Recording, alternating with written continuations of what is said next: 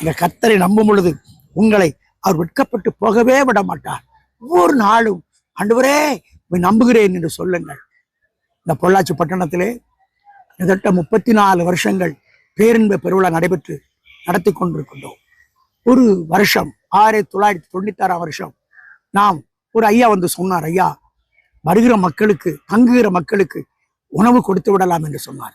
அதில் நீங்க அடிக்கிற நோட்டீஸிலே கீழே போடுங்க, வெளியூர்ந்து வருகிற மக்களுக்கு உணவு உறைவிடம் இலவசம் என்று போடுங்கள் என்று சொன்னார். அவரை நம்பி, அந்த மனிதனை நம்பி அப்படியே நான் போட்டு விட்டேன். ஆனால் அந்த சொன்ன மனிதன் 96 போனவர் தான் இதுவரை காணாமல் போய்விட்டார். நான் ரொம்ப கஷ்டம். ஒரு 10-30 பேர் வந்துட்டாங்க வெளியூர்ல இருந்து. அந்த 30 பேருக்கும் என்னாலே உணவு கொடுக்க முடியவில்லை, தங்க வைக்க முடியவில்லை. ஆனால் அன்னைக்கு அந்த மனிதனை நம்பி நான் வெட்கப்பட்டு போனேன். இன்றைக்கு நாம் கர்த்தரை நம்புகிறோம். இப்பொழுதும் பேரின்ப பொருள் நடைபெறுகின்றது. 8 நாட்கள் பகல் கூட்டம், ஏறத்தாழ 3000 பேருக்கு நல்ல சாப்பாடு, நல்ல விருந்து. கர்த்தரை நம்பி இருக்கும் பொழுது நான் வெட்கப்பட்டு போகாதிருந்தேன்.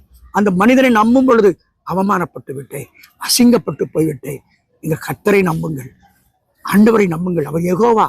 அவரை நம்பும் பொழுது வெட்கப்பட்டு போக மாட்டீர்கள்.